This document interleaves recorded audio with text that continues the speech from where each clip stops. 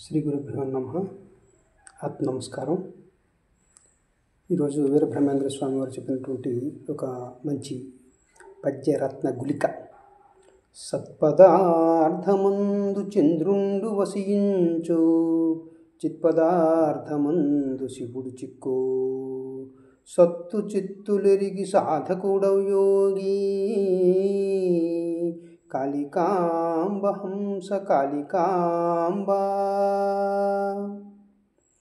సూర్యచంద్రాదులు ప్రకృతిలో సమస్త ప్రకృతిని ప్రభావితం చేసి వాటి జీవనానికి ఆధారపడినటువంటి ప్రత్యక్ష దైవాలు. అయితే ప్రకృతిలో సూర్యచంద్రాదుల తాలూకా శక్తి వలన మనకి ఓషధులు రూపంలో ఆహారం లభిస్తుంది.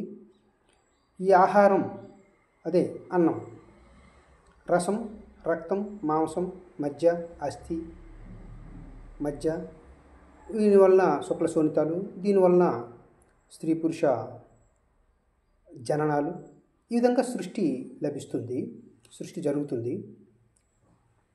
అందుచేత ప్రతి పదార్థంలో మూలమైనటువంటిది సూర్యచంద్రాదుల శక్తి, ప్రకృతి.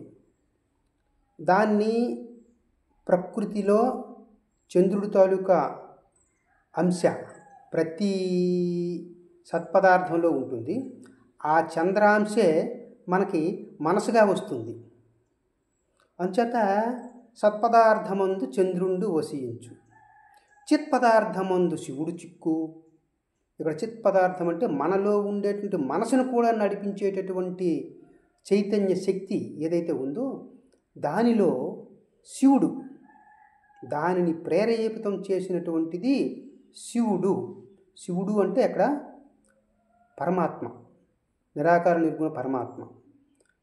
ఈ రెండింటి తాలూకా విషయాలను ఎవరైతే తెలుసుకుంటారో వారు సాధకుడు, తెలుసుకుని సాధన చేసినవాడు యోగి.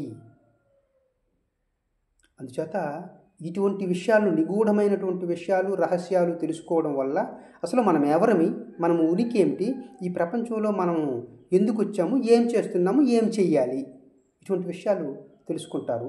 ఆధ్యాత్మిక మార్గంలో పయనించే వాళ్ళు ఈ విధంగా తెలుసుకుని ఆచార్యులవుతారు, యోగులవుతారు, సిద్ధులవుతారు, సాధకులవుతారు. ఈ సాధకులు ఈ విధంగా సాధన చెయ్యండి అనేటటువంటి విషయాన్ని స్వామివారు బోధించారు. కాబట్టి మనమంతా స్వామివారు భక్తులమై స్వామివారి బోధనల్ని ఆలకించి అంగీకరించి మనం కూడా అది అనుసరించి ఆచరణ చేసుకుని మన జీవితాలను సుగమం చేసుకుని మన తర్వాత తరానికి కూడా మంచి జీవితాల్ని మనం అందించాలని కాంక్షిస్తూ స్వస్తి.